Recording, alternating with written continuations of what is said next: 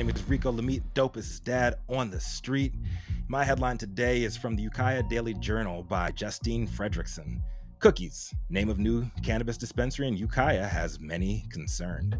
Earlier this week, Mandy Tingler covered a new Rutgers University study outlining the direct correlation between dispensary openings and an uptick in local home values. We also discussed some of the other positive results of legal pot shops opening in neighborhoods, lower crime, job creation, community programming, less pollution. Those were just a few things that we mentioned in a long list of positives coming from dispensary openings in communities. But what if the dispensary opening in your backyard's color and name bears resemblance to your child's favorite Sesame Street character? Would that give you pause on supporting the movement? At least on the surface, that's what we're hearing from Ukiah, California residents as they push back on the new cookies store opening in the small yet legendary Emerald Triangle town.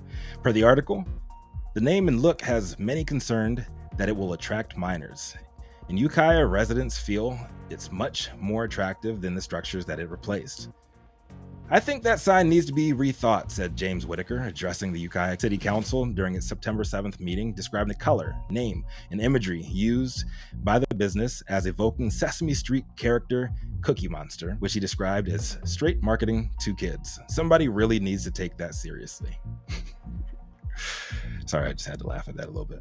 Ukiah city planners claim to be blindsided by the drama, and according to an email to constituents by community developer Craig Schlatter, this is what it read. No city staff, planning commissioners, or design review board members were aware of the proposal name or signage at the time of the dispensary's use permit review and approval. Instead, generic placeholder signage was presented by the applicant. Staff was not made aware of the cookie's name until a building and sign permit were submitted. The signage was approved by the department but can be changed.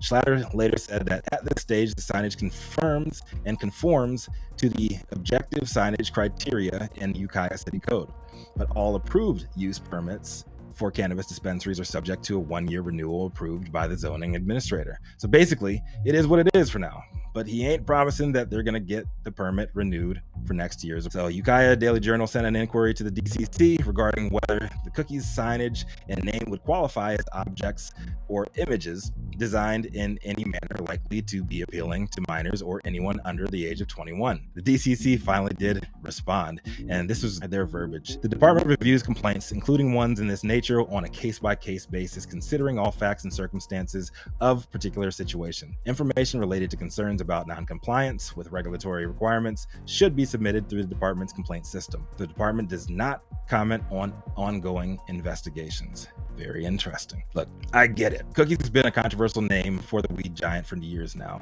A successful lawsuit by Girl Scouts of America back in 2017 even led to a mass dropping of the GS before cookies in dispensaries carrying that popular strain. But let's keep it a buck. Ukiah is the second largest city in Mendocino County with a population of 15,000. There's a ton of legacy players up there who would absolutely despise what cookies is become as a brand and don't want corporate cannabis taking over town.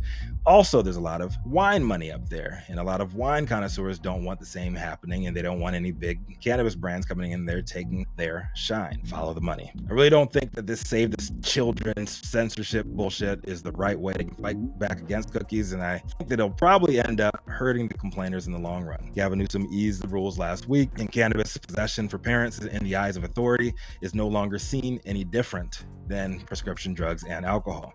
So y'all gotta come with the same energy that you're coming at cookies when you talk about Bud Light partnering with the NFL, Heineken partnering with Nintendo, bright colors used in all the Absolute vodka ads. The list is endless when it comes to companies, whether it's cigarettes, vapes, alcohol, you name it. It's in the same lane now. So you gotta fight back against them too. You can't just single out the cannabis company that's coming out there and taking all your money. Hit the streets, fight back with good old-fashioned ground game marketing. If cookies is the big giant coming to town, Curaleaf, MedMen, whoever, go at them with the community. They have a lot more money than you guys. Then find a way to work with them. Find a way that you guys can help each other. They don't have the qualitative control that you guys have, and you don't have the quantitative control and access that they do, especially if they have got billion-dollar coffers. Just my thoughts on the situation. I hope everybody had a great week. This is Rico Lamitte, Dopest Dad on the street, and I hope you guys have a great weekend.